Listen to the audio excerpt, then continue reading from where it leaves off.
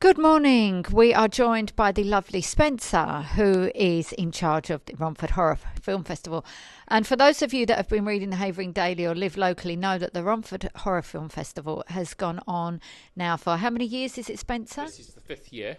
Fifth year, and it's literally gone from strength to strength. And I think this is going to be by far the biggest and best one. We've got some incredible names, and I'm going to name drop now, including Stephen Burkoff.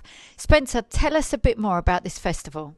Okay, so if you don't know, this is the fifth year we've been running. It is a mix of brand new independent films and classic horror.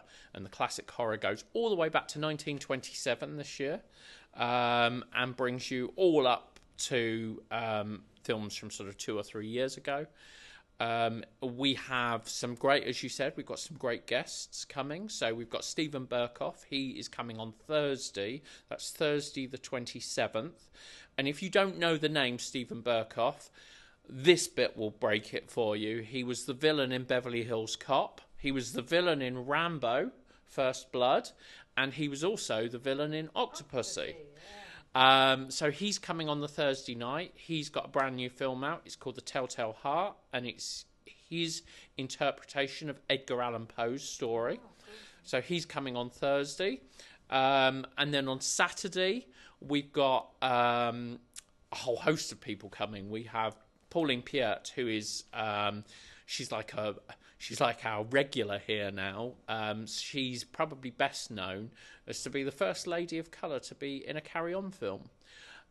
She was also in films like The Satanic Rites of Dracula, and she starred alongside Sean Connery in the film Cuba. And then we've got a quartet of Italian people. I say Italian people. There's 3 Italians and 1 English actor who are one of the things that they're best known for is a series of Italian films. So on the Saturday, we have 4 films by the director Lucio Fulci, and we are showing, and alongside that, we've got The House by the Cemetery, which we are screening, and has the actress who plays the little girl, now a grown-up. So that's Silvia Colatina. She's coming. We have Zombie Flesh Eaters, which has Ian McCulloch and Ottavio Dell'Acqua coming. This is the very first time that Ottavio has actually appeared in the UK at any event, despite the fact that he's IMDb schedule is like this, and his films include things like John Wick 2. So he's coming, and so they're both going to talk about that.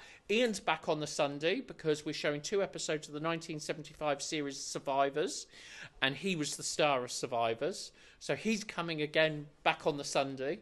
We also have Francesca Ciardi, who is from the most notorious horror film of all time, Cannibal Holocaust, which we are also showing on the Sunday. We are showing a safer version because it's quite a controversial film. We have a rare screening of a film called Angst, which is the only ever film to be banned in Austria. And it's an Austrian film. Wow. We've got that. And then other guests that we've got Ross Sandbridge, who was Snoke in the Star Wars films. We have Eileen Daly, who's been in everything from Our Friends in the North through to Big Brother. And we have Danny Thompson, great independent film actress, so she's coming down. Who else have I missed? I've missed loads of people, I'm sure I have. But yeah, and there's always lots of other people that turn up during the event. We have 175 new features and shorts, and we have about 30 classic films, including every single episode of Oliver Stone's Wild Palm, back to back on Saturday and Sunday. Oh, where would we be without zombies and Exactly. this? Where would we be? Now, I just have to say a huge shout out to Spencer, because this horror festival here, I think, is getting an incredible reputation. And he did just inform me that apparently Stephen Burkoff actually chose to have his film shown here. So this just shows you the strength of this film festival, which really is gaining momentum year by year. And it starts next week. Next Thursday for 4 days. Can you pay here, or do you have to book in advance? Here, but we try and encourage everyone to book their tickets through romfordhorror.com. And when you go on there, you can buy individual tickets for films, or you can buy a full day pass or a full festival pass by just following the links that are on the website.